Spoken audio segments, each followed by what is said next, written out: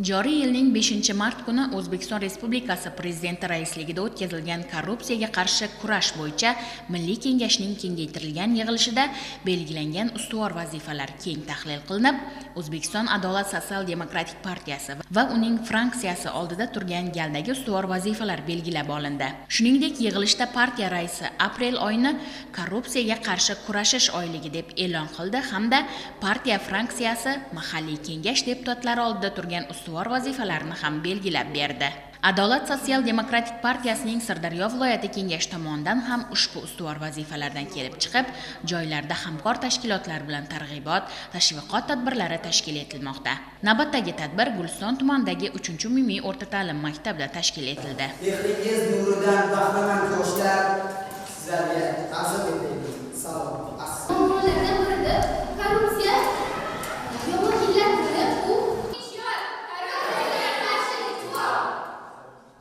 Tadbir doirasida sahna ko'rinishlari orqali korrupsiyaning jamiyatga tahdidi haqida keng ma'lumotlar berildi. Qizg'in bahslar orqali kechgan bu tanlov davomida har bir ishtirokchi o'z bilim va mahoratini namoyish etishga harakat qildi. G'olib jamoalar Adolat sotsial-demokratik partiyasi Sirdaryo viloyati kengashi tomonidan munosib rag'batlantirilib, ularga faxriy yorliq, esdalik sovg'alari topshirildi. Ushbu tadbirdan o'quvchilar ulkan taassurotlar oldi. Korrupsiya va uning jamiyatga, insoniyatga xavfi, tahdidi xususida keng ma'lumotlarga ega bo'lishdi.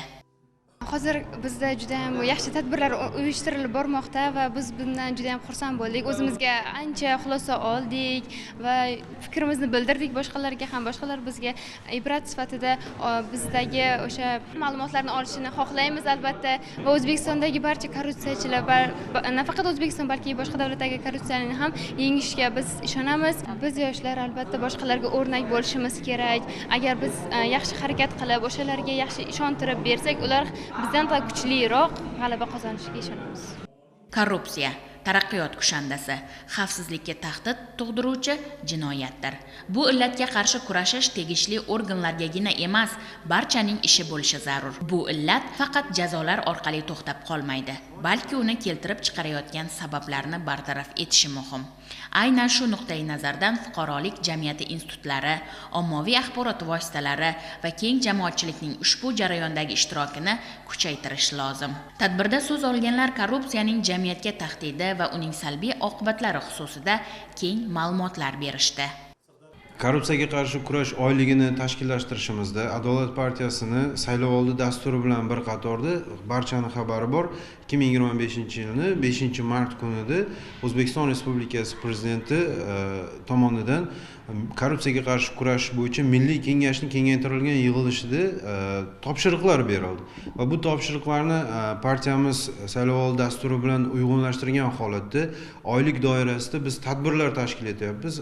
Viloyatimizda o'sha 11 ta tuman shahari va viloyat markazidagi turli tashkilotlar doirasida o'tkazilyapmiz. Oylik doirasida biz tadbirlarimizni 4 qismga bo'lib olganmiz. Ya'ni birinchi bosqichida o'sha mahalla aholi orasida keng targ'ibot qilish bo'lsa, mahallalarda o'tkazilayotgan tadbirlar bo'lsa, ikkinchisi bu ta'lim muassasalari, maktab va maktabgacha ta'lim muassasalarida o'tkazilyapti.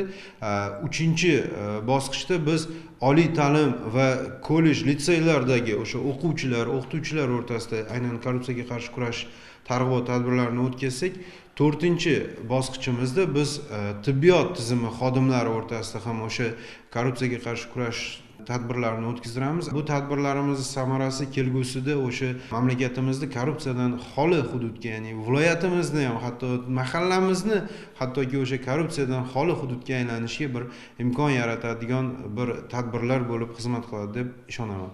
Haqiqatdan ham biz korrupsiyaga qarshi kurashishni faqat davlat siyosati darajasida emas, balki ijtimoiy ong darajasida ham mustahkamlashimiz lozim. Ana shundagina jamiyatda haqiqat hamda halollik tamoyillari qaror topib, hamisha qonun ustuvorligi to'la-to'kis ta'minlanadi.